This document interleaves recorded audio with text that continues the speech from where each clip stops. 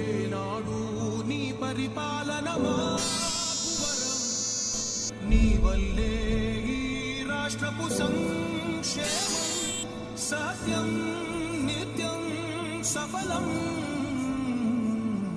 జనగణ మంగళదాయకుడా ఘనమగు చరితల నాయకుడా పలుతరములు మము పరిపాలించర స్వామికుడా నవయుగ మేధో సైనికుడా సమయము తెలియని సేవకుడా యువన వ్యాంధ్రకు ప్రగతిని చూపర సాధకుడా వైతాళికుడా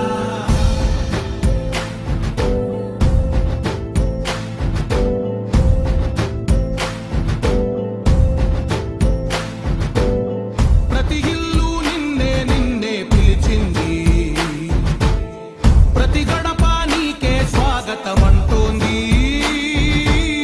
ప్రతి మనసు నువ్వే గెలవాలంటోంది పెద్ద కొడుకు నీవై తోడున్నావు చాలు జరుగుతుంది మాకు మేలు గట్టి పెద్ద నీవై నిలిచి ఉంటే చాలు వెలిసి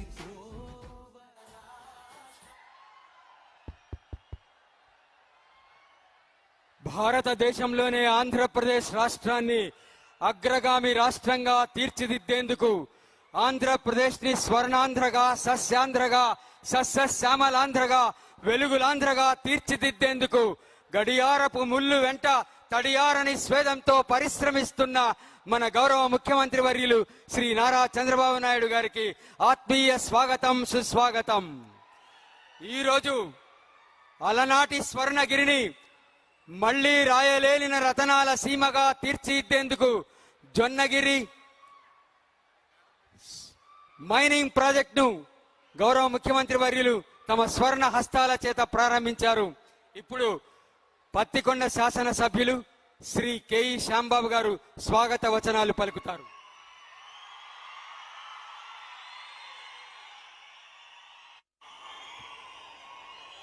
సభాయ నమః.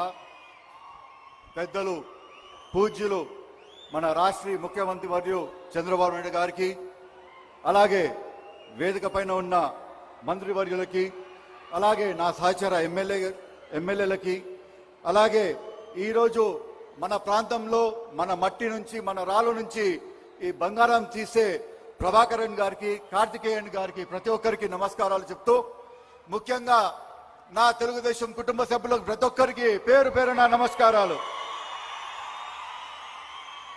సోదరులారా, మనకి బాగా తెలుసు మనము ఈ ప్రాంతంలో ఎంత ఇబ్బందులు పడుతున్నామో. మనకి ఒక నది లేదు, ఒక దార లేదు. మనం ఎంతసేపుకైనా కానీ వర్షాపాతం దానిపైన మనము డిపెండ్ అయ్యి మన సేద్యం చేసుకునే కాలం. కానీ గత తెలుగుదేశం గవర్నమెంట్